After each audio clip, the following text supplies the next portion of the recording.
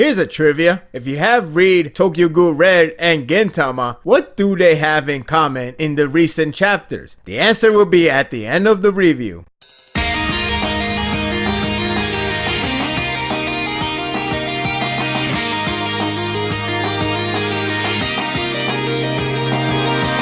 The fall of men happens during the war, but what happens if that man has already fallen? You get an empty shell. This chapter ends the battle and enters the sincere side of war. It is dark and heartwarming with a horrifying ending that could lead to more sadness for the fans, as if we didn't have enough already. I went into this chapter thinking, I know how it's going to end up with. I got most of them wrong, and instead, I got myself another praiseworthy chapter. The first few pages are captivating. It's a showdown of the two fallen leaders ready to be executed by their enemy's men. It's a nerve-wracking moment. It's all silence, and one small move can lead to catastrophe. Before I talk about Nobu, I want to discuss Enshou's past. Because while I predicted this was going to happen, I didn't expect the way how it was portrayed. It's a pretty good backstory that perfectly describes him. It's not a backstory to feel sorry or think he's the coolest guy ever, like he's such a sympathetic character or something, but no, instead, it's the embodiment of his character. Normally I would think he has a sob story. You know, like he loved his wife and she died in a tragic event and then he becomes so ambitious for revenge. End of story. But that's not the case. It's his deep ambition that has been circling around him. It's one of the traits that made him who he is. And that's why he's so hell-bent to win at all costs. This all trailed back to the past when his older brother had his wife first. That's right, he has an older brother. And his wife was with him first. The breaking point was when Enshou left his brother to die without any attempt to save him. That way, he can take his brother's wife for his keeping. That's pretty damn cold. All this time, he has always been selfish and arrogant to get what he wants. It's his beginning of downfall because it left him with nothing but guilt. The idea of this current war isn't because he wants revenge for his beloved wife as he has changed to the dark side. It's more complicated than that. It adds more layers to his character and the theme. What I truly like is the metaphor used. Pain is addressed to be the evidence of life existing, as Enshou's late wife once said, and it would be the final words that ultimately scarred him as a punishment. Pain is fine to have to let the world know that person exists, but if there's nothing to feel, what does that say? It has a great sort of way to say that Enshou lost his soul once his wife died. The man who forgot pain and endlessly run to escape is a man without existence. It's the most accurate description. The rest of the chapter is heartwarming. The man who seeks to be a tyrant ends up as the peacemaker out of all people. And that man is none other than Nobu. He develops so well, and I support him all the way. It's the perfect time to call it truce since everyone would have killed each other once they start firing. Not to mention, they're all on the brink of death if they continue as planned. Nobu calling a truce to end the cycle of hate couldn't handle any better than here. It begins with Takasuki and is one of the more chilling scenes. He is all hell bent to kill his enemies that killed his friends, yet telling him to cease is ludicrous. After everything he has gone through, that's hard to accept.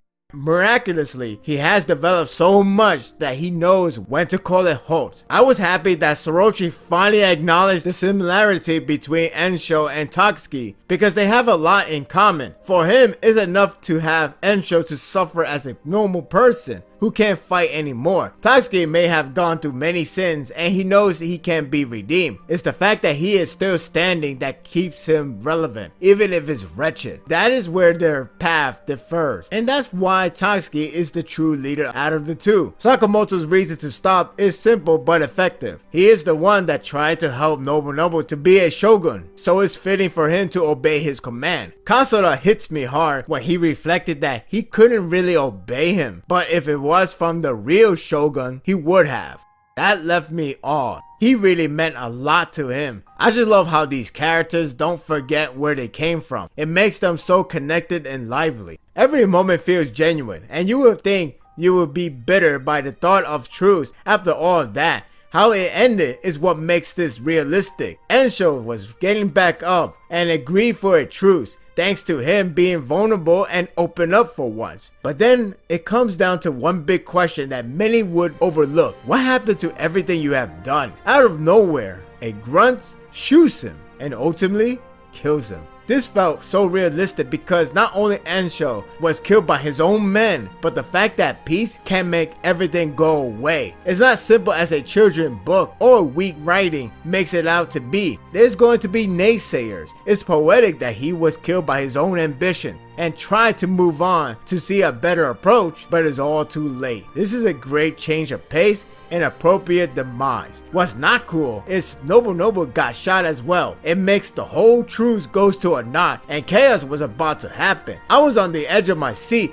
to think everything is going to hell. Thankfully Nobunobu stops it once again, but left a cryptic line that terrified me. It highly suggests that he's going to die to end this war, because it would be for the best to have the two generals that started this war to end it with their life.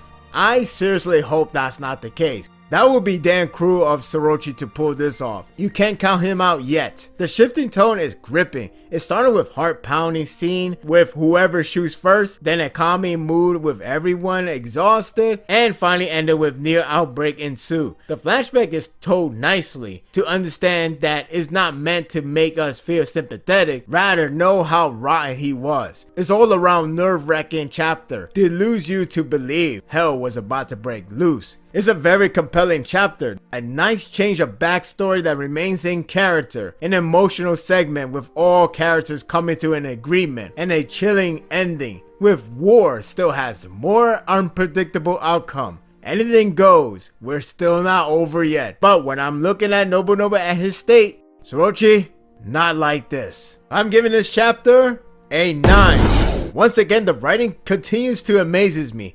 I don't know how he keeps it up, but I'm enjoying every last of it. This whole space thing has been so great. Even though I want to see Gintoki again, the fact that I'm still compelled is a good writing itself.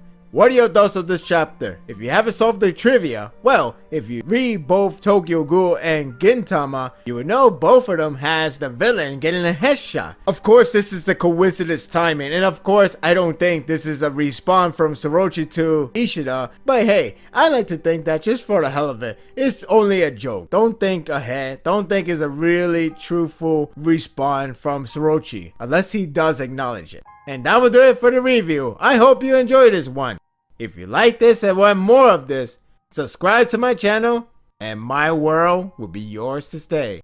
Until next time, take care.